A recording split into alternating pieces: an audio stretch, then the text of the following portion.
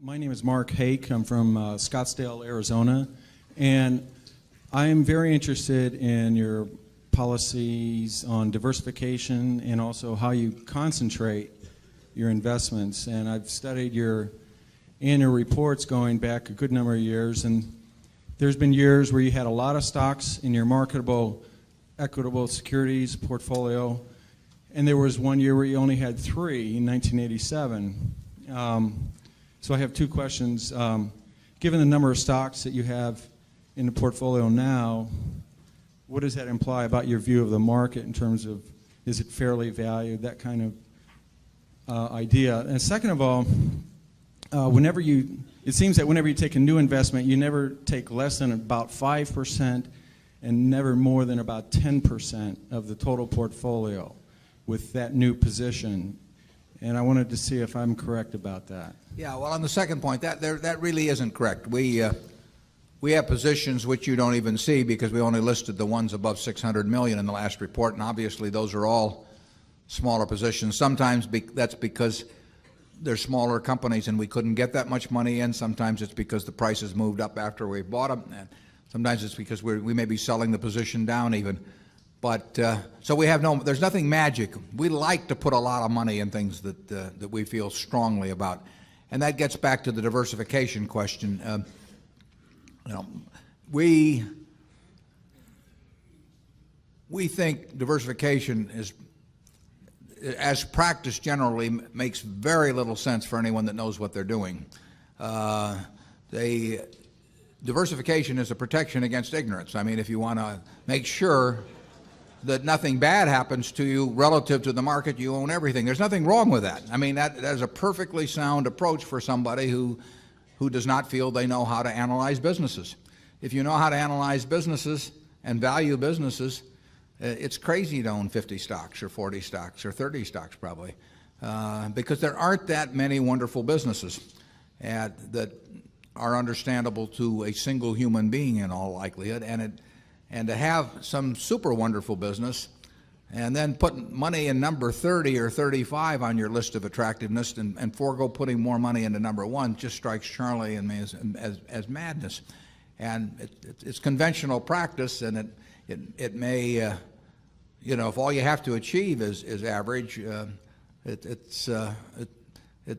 may preserve your job, but it's a confession in our view that you don't really understand the businesses that you own. On a personal portfolio basis, I own 1 stock, but it's a business I know, and it leaves me very comfortable. So, do I need to own 28 stocks in order to have proper diversification? It'd be nonsense. And within Berkshire, I could pick out 3 of our businesses, and I would be very happy if they were the only businesses we owned and I had all my money in Berkshire. Now, I love the fact that we can find more than that and that we keep adding to it. But 3 wonderful businesses is more than you need in this life to do very well. And the average person isn't going to run into that. I mean, if you look at how the fortunes were built in this country, they weren't built out of a portfolio of 50 companies. They were built by someone who identified with a wonderful business. Coca-Cola is a great example. A lot of fortunes have been built on that. And there aren't 50 Coca-Colas. There aren't 20. If there were, it'd be fine. We could all go out and diversify like crazy among that group and get results that would be equal to owning the really wonderful one. But you're not going to find it.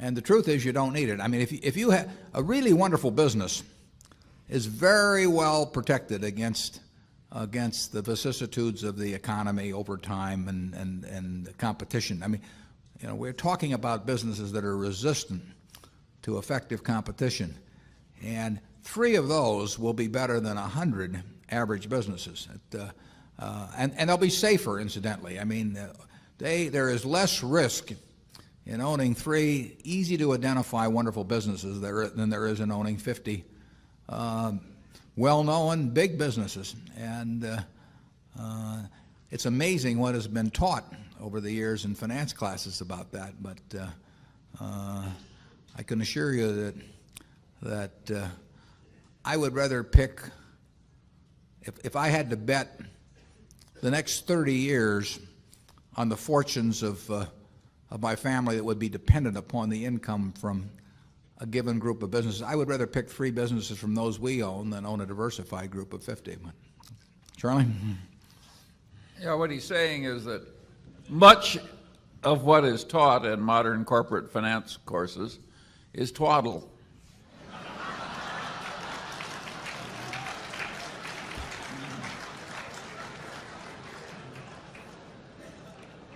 You want to elaborate on that, Charlie?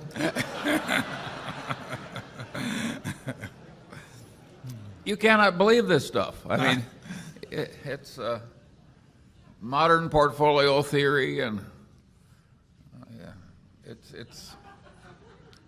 it has no utility. But I mean, it will tell you how to do average, but I think anybody can figure out how to do average in 5th grade. I mean, it's just not that difficult, and it's elaborate, and there's lots of little Greek letters and all kinds of things to make you feel that you're in the big leagues. But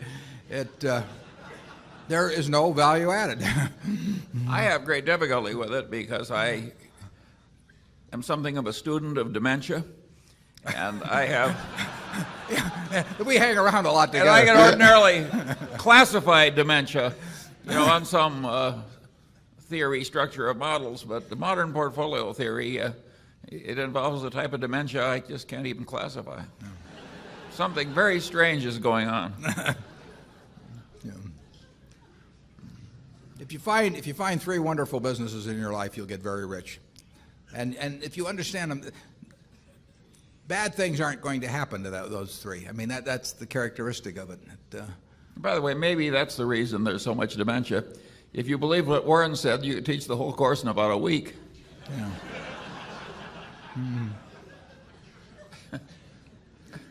Yeah, and the high priest wouldn't have any edge over the lay people, and that never sells well. Right.